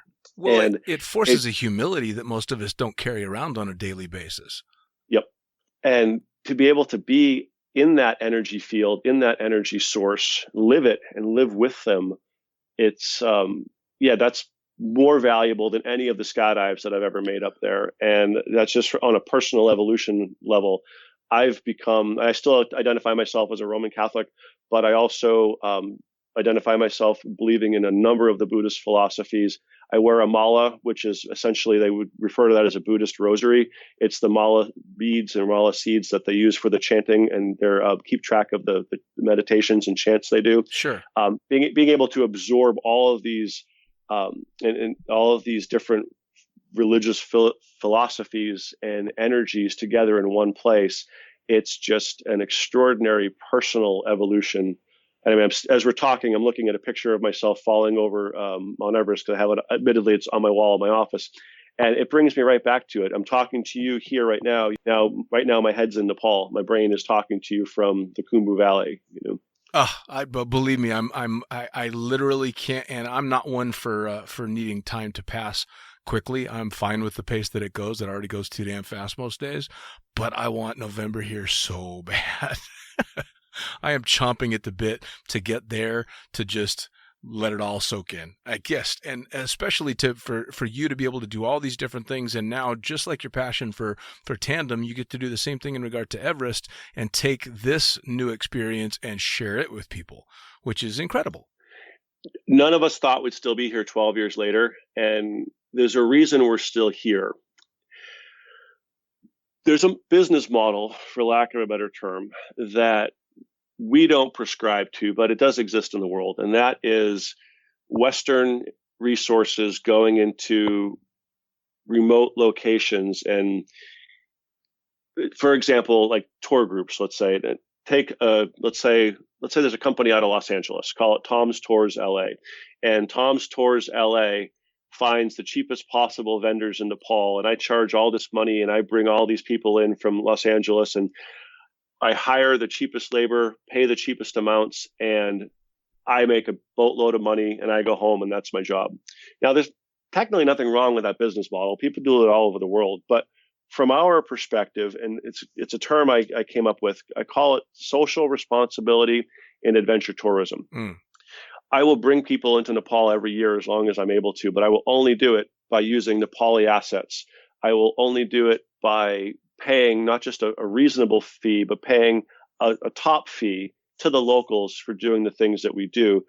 I put money into the economy there. My team, Wendy Smith, Omar El Hejalon, Paul Henry DeBar, Ryan Jackson. I mean, we put revenue into this country. We bring money into the country, and it stays there. There's 30 employees of the company I work with, Explore Himalaya. We support them. We make sure that when we leave, the money stays with them. And when we go in there, we're not going in there to celebrate ourselves. And I think if you see a lot of the posts, especially the ones I've done in the last few years, I will never say, hey, look at me, I just set a world record, blah, blah, blah, this. It's never about me. It's about Mount Kumbila, the goddess of the Khumbu region. It's about the goddess Everest. It's about my teammates. It's about one of my favorite posts recently is, I call him my Nepali Top Gun. His name is Deepak Jurung. He's my B-3 helicopter pilot. Cool.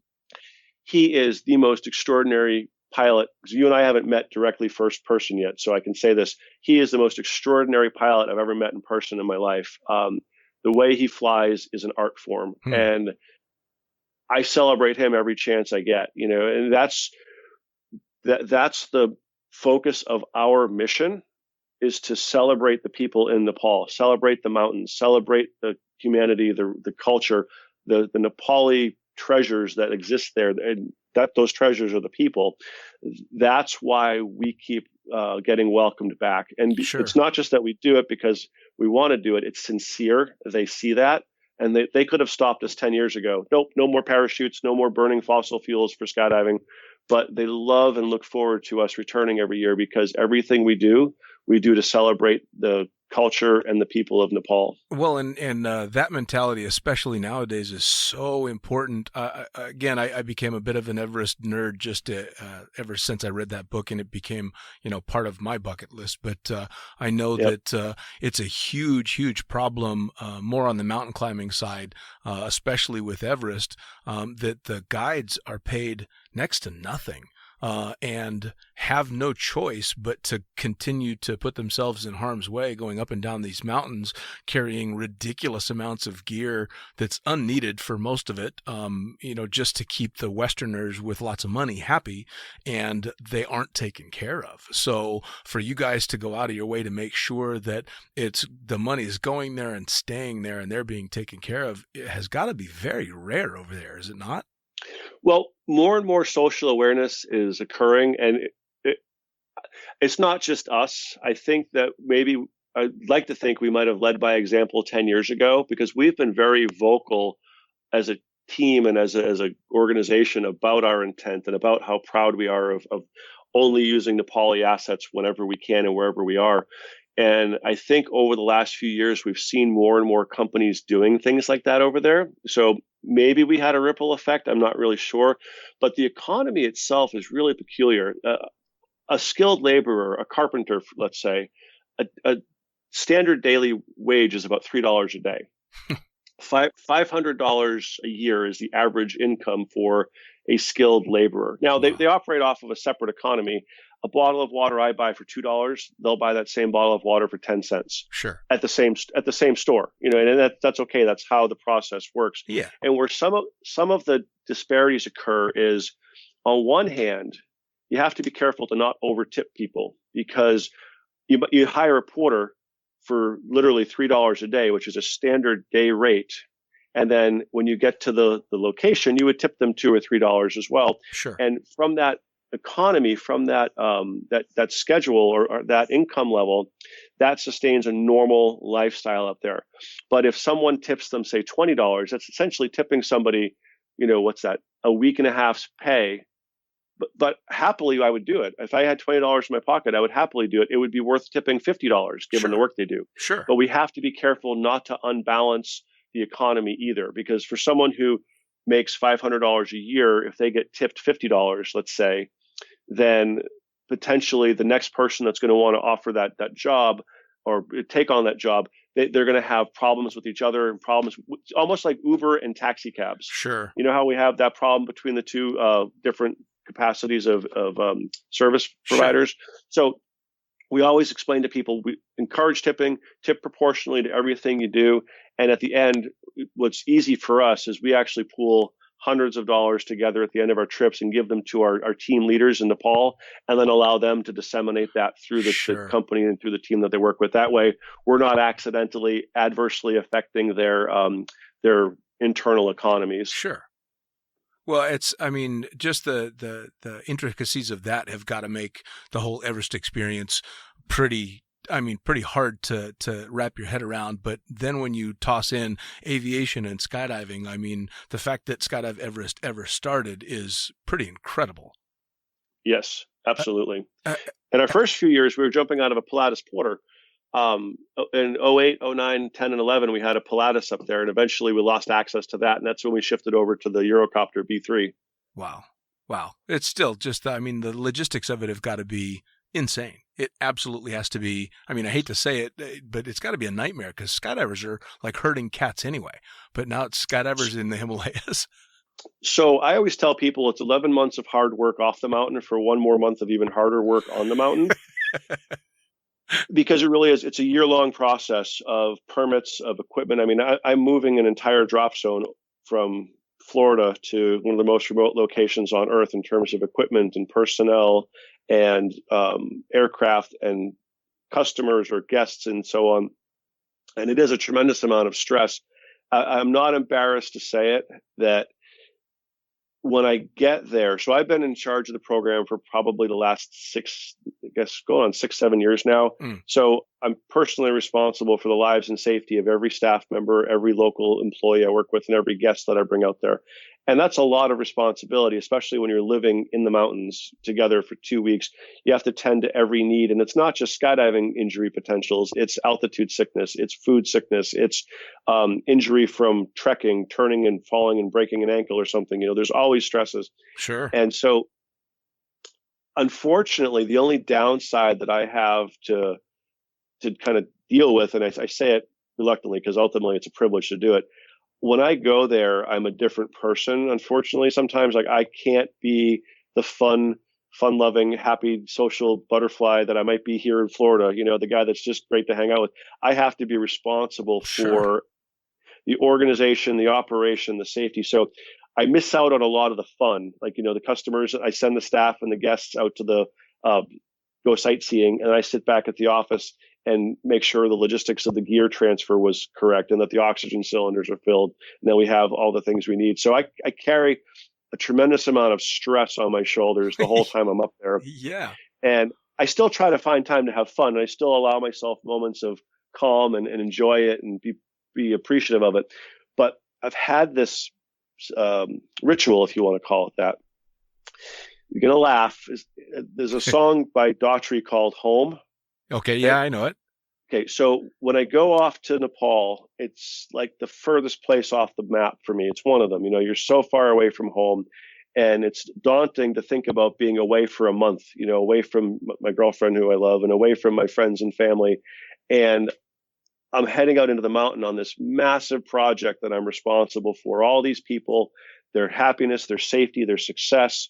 And if something goes wrong, it's all going to get put back on me. Yeah. And I go through my month up before the sun is up. I'm last one to sleep at night, doing things at 2:00 in the morning.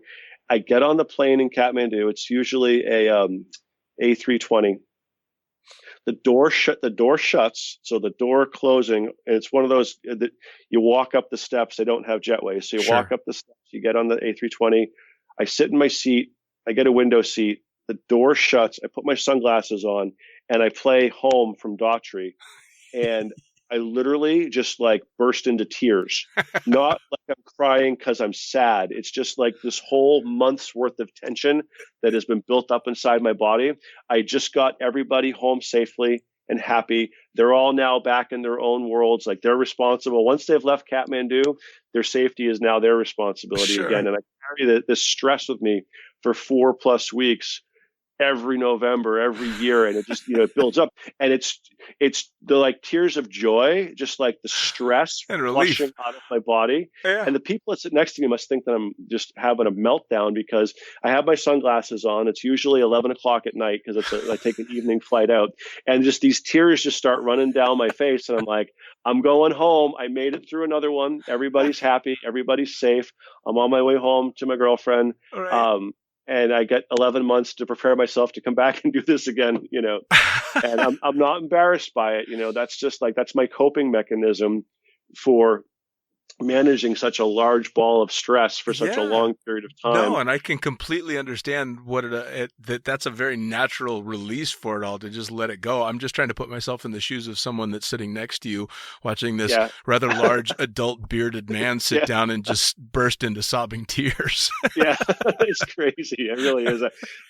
And I'm not embarrassed by it. It is what it is. But it's been that way now for going on 6 or 7 years. And the first time it happened, we were out there for 5 weeks. Oh wow! And there was just so many people I was responsible for, and so I couldn't see the finish line the day I got there. It just seemed like it was a lifetime away for me. Sure. And psychologically, the stress of that.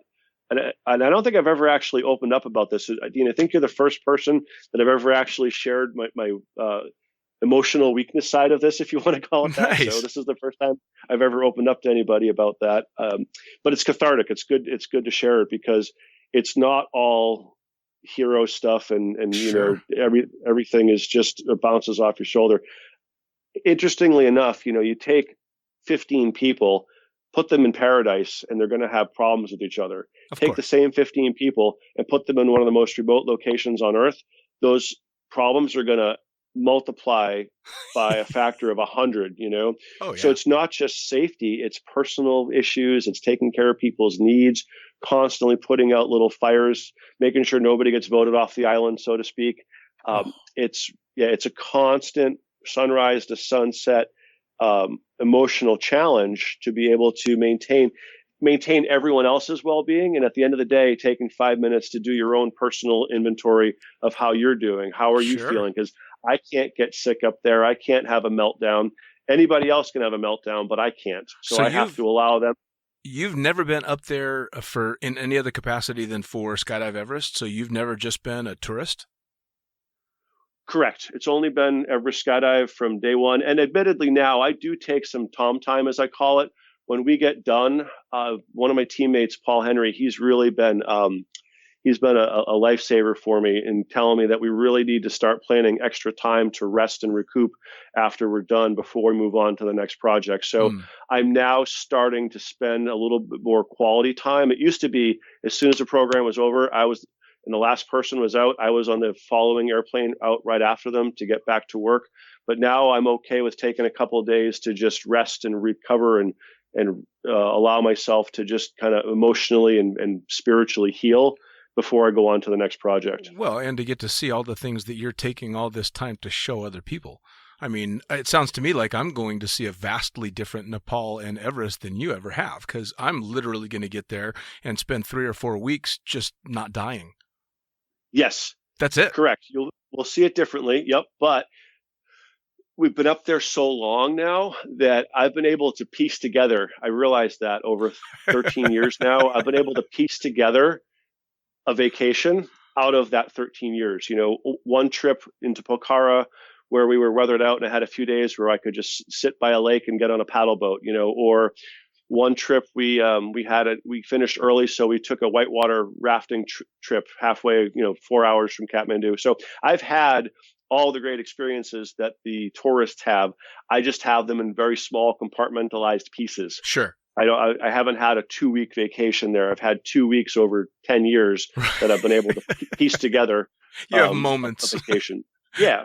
Which I mean, still is ridiculously incredible. Not to mention you've got the pride of having passed this on to so many people. When I knew I was going to be going, you were one of the first people I wanted to talk to, because I figured if anybody could tell me anything about Nepal and Everest, it was going to be you. And I appreciate that. And, what I am most proud of, and I say this to anyone and everyone, what I am most proud of is that we could have, and I say we, meaning myself, Wendy Smith, Derek Thomas, Omar, in the beginning, we could have said, you know what, this is ours. It's just us, and in a way, almost even like justified, this is our little piece of the world and we're not going to let anybody in, right? I'm looking at 2 pictures right now, Ernesto Gainza, Mike McCann, Derek, Pablito. I know them all. Yep. So we've shared Omar, Wendy Smith. We've shared the experience of Nepal with so many people, and we continue to do that. And that, to me, my office is full of photos of all my friends, and not just old friends, but new friends that I met through Everest Skydive. All the people that we've shared this with. Sure. I've personally been able to share this Everest experience with, over 100 people, whether it's up at our high altitude drop zone or whether it's our lower altitude drop zone. Right now, I'm in communication with Greg Shelton and Sabi to get them out to Pokhara to do tandems with me in November. Awesome. I asked you if you were current on tandems, for that very reason. Sure. I'm most proud of the fact that we've, over the last 12 or 13 years, been able to share this project with so many people. And so many have gone on to say that it's changed their lives in a positive way. Sure. But that it's really, it's been a labor of love.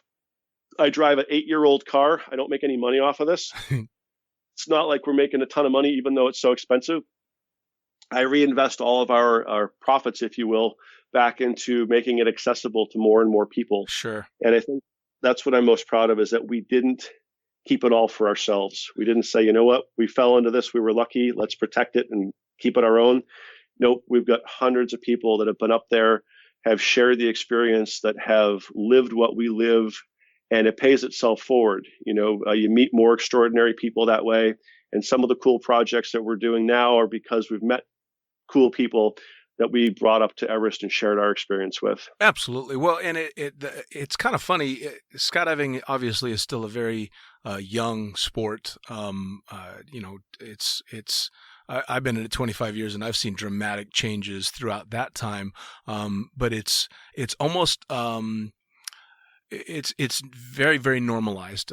People aren't shocked anymore when they find out that you skydive either for fun or for work or anything like that. But to take it to a different level, to these destination skydives like the Big Blue Hole or Everest or over the pyramids, just kind of elevate the entire sport as well, and make what is already an amazing experience for so many people even that much more so. So to be able to take a skydiver that's got 10 or 15,000 jumps and blow their socks off is a very difficult thing to do. But I'm guessing throwing them out of an airplane over the top of Everest gets pretty damn close. So the greatest compliment we ever got was from Bill Booth. So in 2012, we brought him up with us. Now, Bill's jumped the North Pole probably 10 or 12 times. He's jumped all over the world in remote locations. I mean, literally the Indiana Jones of skydiving. And when we brought him up to Nepal, I was nervous. He wasn't my boss yet, but he was still Bill Booth. And Sure. the idea that I didn't want him to have a bad time, because that could, that would be something I would take personally, and Sure. that stress of making sure that he's happy. When he landed, he said it was the greatest experience of his skydiving career. I mean, how amazing is that? The program that we gave Bill, and he got the cover of Parachutist. I have that up on my wall here at work. He got the cover of Parachutist out of it. Of all the things he's done in his extraordinary adventure skydiving career, he said that his time with us, and specifically me on that program that we brought him up to Everest, was the greatest program he'd ever been on. So for that kind of validation, I knew we were doing something right. Oh yeah, I mean the first time that I heard about Skydive Everest, I was blown away, and then of course for you guys to continue on, and the number of Facebook friends I have now that have shared the experience with you, I live vicariously through these pictures, and you're just floored by it. It's an incredible thing. It really, really is. I mean, you guys should be ridiculously proud of that achievement, and quite frankly, all of your achievements in skydiving. I mean, to be able to work as hard as you do for everything in the sport, and then still take time for basically a zero-sum game like Skydive Everest for you and put that much into it is pretty fucking incredible. It really is. It's a labor of love for sure, but I'm also, admittedly, I'm the luckiest kid in the world to be doing what I'm doing at 45 years old. And, people occasionally, and I'll say it with the most delicate of touch, I'm told from time to time how lucky I am. People see what I do, and they say, and I accept that, and I thank them for that. But the truth is, it's really equal parts opportunity and hard work. Sure. To be able to have opportunities presented to you is certainly in part based on concepts like luck. But once the opportunities presented itself to you, the equal portion of hard work that you have to put into it. And I've failed at as many projects as I've succeeded at. I have like a mad scientist list of other things that I'm still working on in terms of Halo projects and other interesting skydiving things that have just fallen by the wayside because there just isn't enough time in the day. Sure. So I always just say that, yes, I'm blessed to have been put in a position. I don't like the word luck. I prefer blessed. I'm blessed to have been put in a position to exercise opportunity and hard work. Absolutely. Well, and I'm guilty of using the word luck quite a lot too, because I think a lot of us that are, I'm going to use it again, a lot of us are lucky enough to be in our position. Know how truly, blessed or lucky, whatever word you want to use, are. So I'm sure you're the same. I have more friends than I can count that think they've got the best job in the world, the best life going in the world, which is how it's supposed to be. I mean, what's an amazing life for one person wouldn't be for the next. So I'm happy I found by far my best life. It's an incredible thing to be able to say you've got. And more skydivers seem to have that mentality than pretty much any other large group of people I've met. Of course, I don't know that many people that aren't skydivers. Right. That's the one downside. We don't know anybody because no one else wants to talk to us. Yeah, no, we are definitely a unique breed. We're even a bit of a unique breed when it comes to extreme sports, which is a bit of a badge of honor. They think we're a little bit more off the rails, which is fine by me. So as we taper towards the end, I want to know, how do people find out about Skydive Everest? What websites do they need to go to? How do they find out about your training courses and the stuff you're doing with UPT? Where, social media-wise, should people be looking for you and what you've got going on? So I've got my catch-all email address for everything I do on my personal projects is skydiveearth@gmail.com. And that's also at the end of all the videos on my Facebook page, skydiveearth@gmail.com. So anytime someone's expressing interest in any of the projects that I'm working on, whether it's Everest Skydive, any of the other 7-continent things that we're doing, just shoot me an email there and I can respond. If I don't respond right away, it's only because unfortunately, my one biggest flaw as a human being is I've got probably at any time I carry about 100 emails unread in my email account because there's so much stuff coming in. But that is my email access for that. Our website is www.everest-skydive.com. Somebody back in 2005 bought everestskydive.com and they won't sell it to us. So we are Everest dash, like the minus sign, everest-skydive.com. All of our contact information's on there. Our contact form is there as well. For UPT stuff, Tandem, it's tom@uptvector.com. That's my work email for work. I've established a couple of different Facebook groups. One of them is most recent project. I just got 2,000 tandem skydivers together on a Facebook page called Sigma Tandem Instructor Educational Resources. So if you are a Sigma Tandem instructor, whether you have our rating or not, if you're jumping Sigmas in Mexico or in Finland or anywhere in the world and you need guidance or need information, join that group. I'm on it daily, so I communicate around the world with people, make sure they have all the information they need. And yeah, that's pretty much it. Fucking hell, man. That's it's just busy listening to all the ways to get a hold of you. I just got dizzy telling you all that. I need to sit down. Yeah, holy shit. Usually it's catch me on this website, but no, man, oh man, you're you're just as busy that way. There's going to come a point in our lives, Dean, where we're going to be sitting back in our 60s and thinking back about all the amazing things we've done in our lives. And one thing we're not going to regret is that we didn't put our best foot forward as often as we could and as many times as we could. Oh, no. Well, and like you said, you've got just as many failures as successes, but those failures are the reason that you have the successes as well. So pushing that hard, even when it's not necessarily going to work, is how you learn the most valuable lessons for sure. Exactly. Well, Tom, I'll tell you what, I cannot thank you enough for taking the time to talk to me about everything, and you can expect a shitload of Facebook Messenger questions on Everest as that starts to creep in.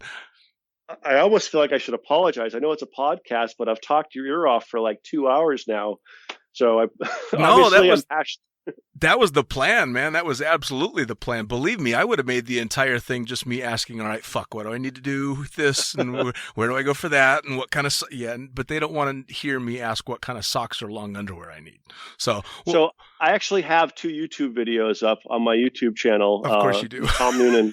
Yeah, my YouTube channel, I've got Everest Base Camp Trekking Packing, Volume 1 and Volume 2. So you can go look on there. The shortest answer is buy everything at Walmart. Don't go buy a $100 pair of Patagonia underpants. Buy the $5 ones from Walmart. You'll save all that money to bring home souvenirs while you're in Nepal. Awesome. Oh, well, I'm definitely going to watch those 2 videos. Do you have a YouTube channel? Yeah. Yes. I think it's just Tom Noonan. Okay. I think it is Tom Noonan. That's it. So all my packing videos are on there, and all my Everest Skydive Earth videos and things are on there as well.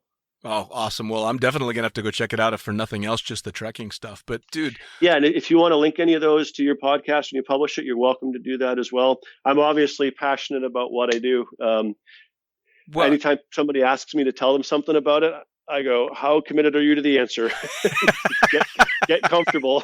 I like that. I like that a lot. Well, I'm going to want to touch base with you continuing on down the road because I know you've got so many more projects that I'm definitely going to want to hear about. So continued success on everything that you've got going on. And don't forget, I got to get a picture of the Lord of the Three Rings poster. Absolutely. Thanks, Dean. It's been a privilege to talk to you. I hope it was of some value and entertainment. Oh, it was fantastic, Tom. Thank you so much. All right. You're welcome, brother.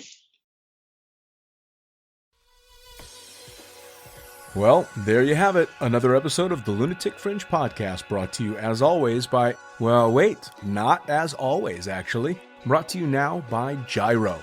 Formerly known as NZ Aerosports, you'll head to gyro.com for their next level line of canopies. By Pussfoot, the Extreme Sports Collective. Head over to pussfoot.com to check it out. By Summit Parachute Systems, check out summitparachutesystems.com to talk to Jarrett Martin and the gang about kick-ass pilot rigs, rigging courses, and more. By Flyaway Indoor Skydiving, go to flyawaytn.com and check out all the cutting-edge stuff to come. By Pure Spectrum CBD, head to purespectrumcbd.com to check out their wide range of CBD products. And as for us, head to the lunaticfringepodcast.com to listen to any of the hundreds of episodes currently available, hit the link for our YouTube channel, pick up your copy of the Lunatic Fringe book or The Accidental Stripper, and get a sneak peek at upcoming guests. Once again, thanks for listening, and we'll see you next time.